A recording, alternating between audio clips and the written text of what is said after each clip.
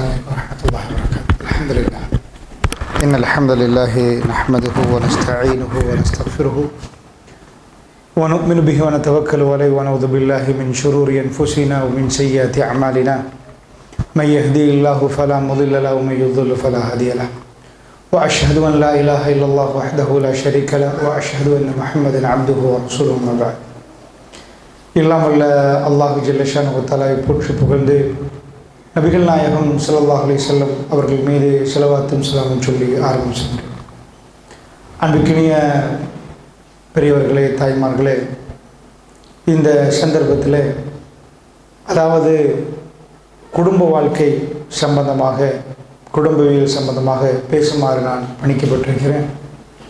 முக்கியமாக இந்த மாதிரியான தலைப்புகள் இன்றைக்கு பெண்கள் மத்தியில் அதிகம் பேசுமாறு வேண்டப்படுகிறீர்கள். அதாவது என்ன காரணத்துக்காக இந்த தலைப்பு தருகிறார்கள் என்று சொன்னால், இன்றைக்கு ஒரு 50 ஆண்டுகளுக்கு முன்னாடி எத்தனை நபர்கள் திருமணம் முடித்து வாழ்ந்தார்களோ அந்த எண்ணிக்கை இப்போ பார்க்குற நேரம் நிறைய டிவோர்ஸ் நடக்குது. 50 வருஷத்துக்கு முன்னாடி 100 கல்யாணம் நடந்தால், ஒரு 10 டிவோர்ஸ் நடந்தால், இன்றைக்கி 100 நடந்தால் 50 டிவோர்ஸ் நடந்துருமோ என்று பயப்படுற அளவுக்கு ரொம்ப ஆரவாரமாக திருமணம் எடுக்கிறாங்க. எடுத்ததுக்கு பிறகு வாழ முடியாமல் திணறாங்க. நிறைய குடும்பங்களில் அழகாக நல்ல முறையில் அவர்கள் வாழ்க்கை நடத்தி தன்னுடைய பிள்ளைகளுக்கு திருமணம் முடித்து கொடுத்ததுக்கு பிறகு தன்னுடைய பிள்ளையை, பொம்பளை பிள்ளைய வீட்டுக்கு திரும்ப வேணாம், எனக்கு கணவன் வேணாம், அல்லது எனக்கு வாழ முடியாது, இல்லை என்னை பிரித்து அனுப்பிட்டாங்கன்ற உடனே நிறைய தாய்மார்கள் நெஞ்சை பிடிச்சிட்டு அழுகிறாங்க. இது நடக்கக்கூடாதுன்னு நினைத்தோம், நடந்து விட்டது என்று துடிக்கிறார்கள். இது இன்றைக்கு பல வீடுகள், அதிகமான வீடுகள் நடக்குது. இதுக்கெல்லாம் என்ன காரணம்? ஏன் இப்படி வாழ முடியாமல் இன்றைக்குள்ளவர்கள் திணறாங்க? சாதாரணமாக இலங்கையில் இந்த பிரச்சனை நான் சோடித்து பேசவில்லை, இதுதான் இன்றைக்குள்ள நிலைமை. நான் சொல்லி நீங்கள் புரிய வேண்டிய தேவையில்லை. இளைஞர்களை பொறுத்தளவில் அவர்கள் அதிகமாக போதைப் பொருளுக்கு அடிமையாகிறாங்க. பொம்பளை பிள்ளைகளை பொறுத்தளவில் அதிகமாக டிவோர்ஸ் ஆக்கப்பட்டு துடிக்கிறாங்க. இந்த பிரச்சனைகளுக்கு என்ன காரணம் என்று கண்டுபிடித்தால் மட்டும்தான் எங்கள் குடும்பத்துக்கு இந்த பிரச்சனை வருவதற்கு முன்னாடி தவிர்த்து கொள்ளலாம்.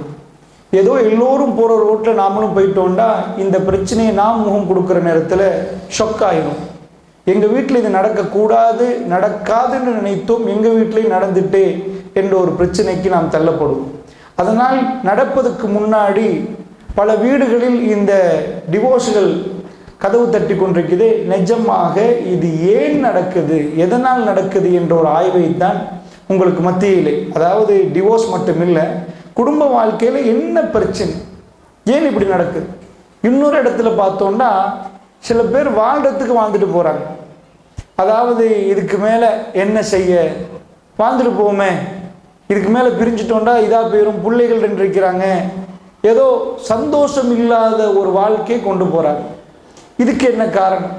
நிஜமாக நமக்கு திரும்ப நல்ல முறையில் வாழலாமா, சந்தோஷமாக வாழலாமா, அதுக்கு ஏதாவது வழிமுறைகள் இருக்குதா, இல்லை இந்த வாழ்க்கை இப்படித்தானா என்றதை இந்த இடத்துல இன்ஷா அல்லா நேரத்தின் அந்த சுருக்கமாக தான் சொல்ல வேண்டியிருக்குது. இன்ஷா அல்லா அந்த நேரத்துக்குள்ளே முடியுமான அளவுக்கு உங்களுக்கு பதிவு செய்யணும். அடுத்ததாக பொதுவாக உலகத்தை எடுத்துக்கொண்டால் இந்த யுகத்தை பொறுத்தளவில் டோட்டலாக இன்றைக்கு ஒரு 25 ஆண்டுகளுக்கு 30 ஆண்டுகளுக்கு முன்னாடி இருந்த உலகம் இல்லை, இப்போ எல்லாமே மாறிட்டு. இன்னொரு 10 ஆண்டுகளில் உலகம் இன்னொரு விதத்தில் மாறப்போகுது. ஏனென்றால் இன்ஃபர்மேஷன் டெக்னாலஜி, ஐடி. சாதாரணமாக நீங்கள் கடை தெருவுக்கு போய் தான் பொருள் வாங்கினீங்க. சாதாரணமாக கிரவுண்டுக்கு போய் வெயிலில் தான் விளையாடுவாங்க. இப்போ உள்ள பிள்ளைகளை நீங்கள் பார்த்தீங்கன்னா வெயிலில் அவங்க விருப்பம் இல்லை. கிரவுண்டில் போய் விளையாடாமல் இரவு நேரங்களில் அவர்கள் ஃபுட்சாலுக்குள்ளே போய் விளையாடுறாங்க.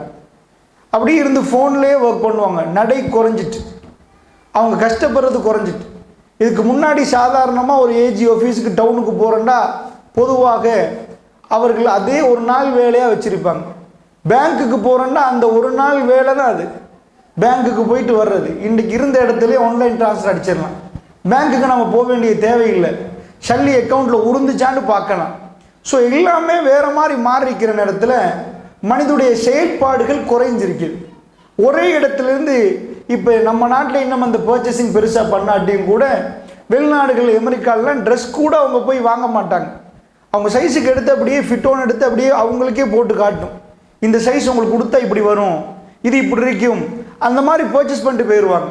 ஸோ எல்லாமே ஆன்லைன் பர்ச்சேசிங், ஆன்லைன் பிஸ்னஸ் எல்லாமே அந்த மாதிரி வந்திருக்கிறனால மனிதர்கள் அதனோடே வாழ ஆரம்பிச்சிட்டாங்க. இதற்கு முன்னாடி மாலை நேரங்கள் 4 வீட்டுக்கு போய் உட்காந்து பேசுவாங்க, எப்படி சுகம் செய்தி என்று கேட்பாங்க. இன்றைக்கு அந்த அளவுக்கு நேரம் இல்லை. அன்றைக்கு இருந்த வேலைகள்லாம் பார்த்திங்கன்னா அவங்க தான் எடுத்து, இந்த மாதிரியான வசதி வாய்ப்பு ஒன்றும் இல்லை, பிளெண்டர் இல்லை, இந்த மாதிரி ஓவன் இல்லை, அவங்களே தான் சமைக்கணும். 15 பிள்ளை வீட்டில், 10க்கு மேலே தான் பிள்ளைகள். அத்தனை பிள்ளைகளுக்கு சமைச்சு எல்லாம் போட்டுட்டு ஒரு 6 மணிக்கு முத்தத்தில் உட்காந்து பேசுவார்கள் கணவனும் மனைவி. இன்றைக்கு உள்ளதே 2 பிள்ளை, சில வீட்டில் 1 பிள்ளை. ஆனால் கணவனும் மனைவியும் சந்திக்க நேரம் இல்லையா, அந்த 1 பிள்ளைக்கு அவ்வளோ வேலையா. ஆனால் இவங்களுக்குள்ள வாஷிங் மிஷின் இருக்கு, அன்றைக்கு வாஷிங் மிஷின் இல்லை, உடப்போடைய அவங்க தான் துவைச்சி இதாக்கணும். இன்றைக்கு எல்லா மெஷின்ஸும் வந்தும் 2 பேருக்கு மனசு விட்டு பேசுறதுக்கு நேரம் இல்லையா. அந்த அளவுக்கு என்னமோ ஆயிட்டு. 1 புள்ளைக்கு இவ்வளோ 10 புள்ள பெற்றவர்கள் 10 புள்ளைக்கு சாப்பாடு கொடுத்துட்டு, இந்த சைவ கடையில் சாம்பார் ஊற்றுற மாதிரி தான் 10 பேருக்கு ஆணை ஊற்றணும். அந்த அளவுக்கு இருந்த பிள்ளைகளை பெற்று போட்டிருப்பாங்க. அந்த பிள்ளைகள் இருந்தவர்கள் கணவன் மனைவி உட்கார்ந்து பேசின மாதிரி இன்றைக்கு பேச முடியாமல் போயிருக்குது. எது உண்மையாக என்ன நடந்திருக்கு? நிஜமா நேரம் இல்லையா, அல்லது இவ்வளவு உண்மையாக நேரம் இப்போதான் இருக்கணும்? அன்றைக்கு உள்ளவங்க அவங்க தான் எடுப்பாங்க, குத்துவாங்க, எல்லாமே அவங்க தான் பண்ணணும். இன்றைக்கு மெஷினில் பட்டன் அமைக்கிட்டுனா எல்லாம் நடந்து வந்துடும். அந்த அளவுக்கு இருக்கிறவர்களுக்கு நேரம் இல்லைன்னா இது என்னாச்சு?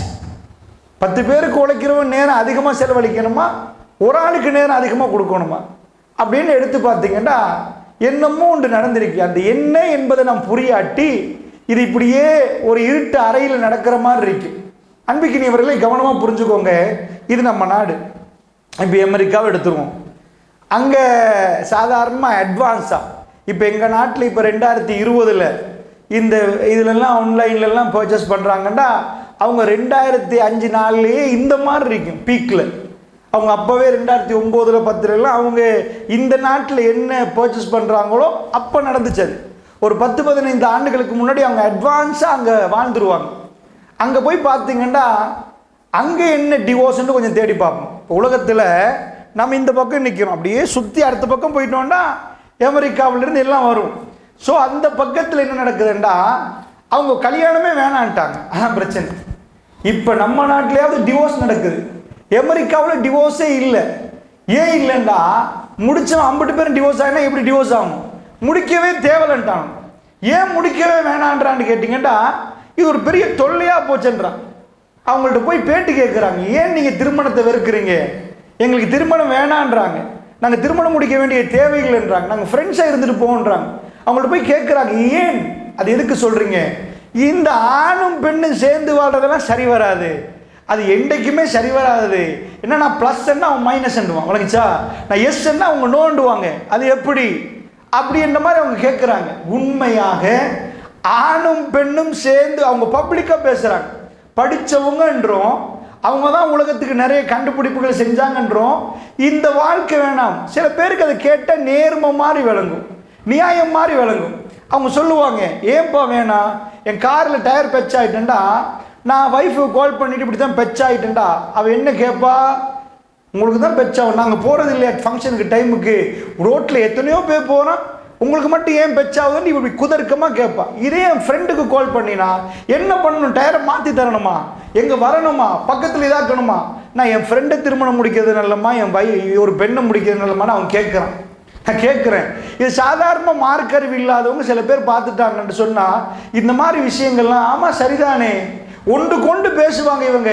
இவங்களை விட நல்ல மில்ல என் ஃப்ரெண்டோட வாழ. லூத்து நபி சமுதாயம் செஞ்ச மிக கேவலமான மோசமானதை தைரியமாக பண்ணுறாங்க. ஒபாமா தேர்தலில் நிற்கிற நேரம் ஒபாமா 2வது தடவை ஒரு தடவை வெற்றி 2வது தடவை வந்தார். அதுக்கு முன்னாடி ஒரு பிரச்சனை நடந்துச்சு. ஒபாமா 2வது தடவை தேர்தலில் நிற்க முன்னாடி, இப்போ உள்ளது ஜோ பைடன், அதுக்கு முன்னாடி டொனால்ட் ட்ரம்ப், அதுக்கு முன்னாடி ஒபாமா வந்த நேரம் என்னாச்சு, ஒபாமா இந்த பிரச்சனையை அவர் ஃபேஸ் பண்ணார். அமெரிக்காவில் அப்போ தான் இது உச்சக்கட்டம், நிறைய ஆர்ப்பாட்டங்கள் நடக்குது. ஹோமோசெக்ஸை சட்டமாக்கு. ஒபாமா பார்த்தாரு, இது என் மேலே பிரச்சனையாக போயிடும், நான் சட்டமாக்கினா என்னதான் வருஷமாக என்ன என் பேரை சொல்லி தான் பிரச்சனைப்படுத்துவான் ஏனான்ட்டார். அவர் தேர்தலுக்கு நிற்க முன்னாடி ஒரு தேர்தல் வச்சார் அமெரிக்காவில். என்ன தேர்தல்னா, மக்களை நீங்க சொல்லுங்க, இது நான் சட்டமாக்கணுமா வேண்டாமா, நான் உங்கள்கிட்ட ஒரு தேர்தல் வைக்கிறேன், ரிசல்ட்டை கேட்டால் நீங்கள் அதிர்ந்து போவீங்க. மோர் தென் 66%, 66+, 66% மேற்பட்டவர்கள் வாக்கு போட்டாங்க அமெரிக்கர்கள். என்ன வாக்கு போட்டாங்கன்னா, சட்டமாக்குங்கண்டாங்க, ஹோமோசெக்ஸை சட்டமாக்குங்கண்டாங்க. இன்றைக்கு அமெரிக்கன் சிச்சுவேஷன் எப்படி தெரியுமா, சின்ன பிள்ளைய உட்கார வச்சிருப்பாங்க, பிள்ளைகள் 2 இருக்கும், ஆம்பளை பிள்ளையும் பொம்பளை பிள்ளையும் பக்கத்தில் உட்கார வைக்காங்க. ஏன்பா, சின்னத்துல இருந்து 1ஆம் ஆண்டுல இருந்து, ஏன் இப்பயாவது கல்யாணம் முடிக்கட்டும்பா, இப்படியாவது சின்னத்துல இருந்தே அது இதாகிட்டு, அவனுக்கு கல்யாணமே இல்லாம சந்ததி பெருக்கம் இல்லாத ஒரு பிரச்சனைக்கு தள்ளப்பட்டாங்க. ஸோ உலகம் ஒரு வகையான, இது உண்மையா உலகத்துக்கு பைத்தியமா அல்லது பேசுற எங்களுக்கு பைத்தியமா, இதுதான் நம்ம தெளிவுபடுத்தணும். உலகத்துல அதிகமான மக்கள் ஒரு ரோட்ல போறாங்க, அந்த ரோட்டு சரியா அல்லது இஸ்லாம் சொல்கிற ரோட் சரியா, எங்க இந்த பிரச்சனை அப்படின்னு கேட்டீங்கன்னா, அங்கிருந்து தொடங்க அந்த காத்து கொஞ்சம் கொஞ்சமா வீசும், வீசி இங்க வர்ற டைம்ல அங்க நடக்கிறதெல்லாம் இங்க அப்படியே மெல்ல மெல்ல நடக்கும். இதான் நார்மலானது. ஒரு கல்ச்சர் அப்படிதான் உருவாகும். ஒரு கலாச்சாரத்தை பொறுத்தளவுல அங்கிருந்து மெல்ல காத்து வீசுற நேரம் இங்க வந்து சேர போக்குள்ள ஒரு 10 வருஷம் போயிடும். மெல்ல மெல்ல இங்க உள்ளவங்க அதுக்கு ரெடி ஆகி அதை மாதிரியே மாற ஆரம்பிப்பாங்க. பெருமாள் சொன்னாங்க, இந்த உம்மத்து அவ்வளவு செஞ்சுட்டு, இந்த உம்மத்துக்கு செய்ய வேண்டிய எல்லா கடமைகளையும் செஞ்சுட்டு ரசூலுல்லாஹ், எந்த தலைவரும் இன்னொரு சமூகம், இன்னொரு அவரோட தலைவர், உம்மத்தின் தலைவர் சொன்னார், நீங்க யூதர்களையும் கிறிஸ்தவர்களையும் பின்பற்றுவீங்க. எப்படி தெரியுமா, பிஷிப்ரின்ன்றாங்க ரசூலுல்லாஹ், நீங்க சான்சானாக முளமுளமாக பின்பற்றுவீங்க. அவங்க ஒரு உடம்பு பூந்துக்குள்ள பூந்தா நீங்களும் பூருவீங்கன்றாங்க ரசூலுல்லாஹ். அணுவணுவா அவர்கள் என்ன செய்கிறார்களோ அதை பின்பற்றுங்க. உலகமே யாரை பின்பற்றாங்க, உலகமே எங்க பயணிக்குது, அவங்க செய்யறது சரியா பிழையா, இதுதான் பிரச்சனை. அன்பிக்கினியவர்களே, இப்ப இந்த பிரச்சனையை நான் உங்களுக்கு சொல்யூஷனுக்குள்ள கொண்டு வருவோம். அதனால உலகத்தில் இன்றைக்கு திருமணம் வேணாம் என்று சொல்ற கூட்டம் அதிகம். அதுக்கு அவங்க கண்டுபிடிச்சது என்னன்னா, லிவிங் டுகெதர். நான் இதெல்லாம் கொஞ்சம் ஓப்பனாக சொன்னால் மட்டும்தான் உங்களுக்கு புரியும். இந்த புரியாமல் பேசுறதுல அர்த்தமே இல்லை. என்ன உலகத்தில் என்ன நடக்குது என்பதை நீங்களும் தெரிஞ்சிருக்கணும், பலர்கள் அதிகமானவங்க தெரிஞ்சிருப்பீங்க. லிவிங் டுகெதர், லிவிங் டுகெதர்ன்றா என்ன, சாதாரணமாக அவங்களே ஒரு வீடு வாங்க 2 பேர் எடுப்பாங்க, அவங்க 2 பேரும் ஃப்ரெண்ட்ஸாக நிற்பாங்க, ஆணும் பெண்ணும் வாழ்வதுன்னு அங்கே கண்டிஷனே தான், கல்யாணம் எல்லாம் இல்லை. இப்படி முடிப்பு, கல்யாணம் இல்லைன்னு சொல்லலை, முடிக்கிறாங்க. பட் இப்படி ஒரு கன்செப்ட் கொண்டு வராங்க. ஒரு வீடை ரெண்ட்டுக்கு வாங்குவாங்க, இவங்க பாதி அவங்க பாதி கட்டுவாங்க. இவர் ஒன்று ஆர்டர் பண்ணிட்டாருண்டா, அவங்க ஒன்று ஆர்டர் பண்ணிட்டாங்கண்டா, இவர் வாங்கின ஹாட் டாக்கு இவர் பே பண்ணுவார், அவங்க வாங்கின பர்கருக்கு அவங்க பே பண்ணுவாங்க. ஸோ அவங்க 2 பேரும் சம்பாதிக்கிறாங்க, அவங்க 2 பேரும் செலவழிக்கிறாங்க. இவருக்கு அவர் டிபெண்ட் இல்லையா. கொஞ்ச நாள் வாழ்கிறாங்க, எங்களுக்கு வெறுக்குது அப்படின்னு உடனே 3 மந்த்துக்கு போகிறோம், நாங்கள் செப்பரேட் ஆகிடுவோம். அவங்க கல்யாணமே முடிக்கல, ஜஸ்ட் அந்த வீடு விட்டுட்டு அவங்க போயிடுவாங்க, இன்னொரு ஆளோட வாழ போகிறாங்க. இப்படி வாழலாம்னு நினைக்கிறாங்க. உலகத்தில் அவங்க புதுசாக கண்டுபிடிக்கிறாங்க. இன்னொரு கூட்டத்தை பார்த்தீங்கன்னா, அவனுக்கு ஆணும் வேணாமா பெண்ணும் வேணாமா, என்னமோ ஒரு நாயை பப்பி மை பப்பி, அதான் அவனோட லைஃப். இவனுங்கதா அவன் மனைவி அதானா அதோட வாழுவான். இன்னொருத்த மரத்தை கட்டி பிடிச்சிட்டு நிற்கிறான். உண்மையாக இவங்களுக்கு என்ன ஆச்சு, சந்திரமண்டலம் வரைக்கும் போறதுக்கு இந்த இதை கண்டுபிடிச்சது யாரு, அவங்க. கேமரா கண்டுபிடிச்சது யாரு, அவங்க. மொபைல் போன் டெக்னாலஜி அது டீப், அவங்க. ஆனா ஆணும் பெண்ணும் சேர்ந்து வாழ்ற ஒரு கொள்கை அவங்களால கண்டுபிடிக்க முடியலண்டா. ஃபேமிலி சைக்காலஜியில் அங்கே PhD முடிக்கலாம், அப்படிப்பட்ட யூனிவர்சிட்டிஸ் இருக்கு. பட் வேலை இல்லை, ஃபேமிலியே இல்லாட்டி எதுக்குப்பா அந்த சைக்காலஜி, ஃபேமிலியாக வாழவே முடியாட்டி. கணவன் மனைவி வாழ்ற கன்செப்ட் என்ன, நீங்கள்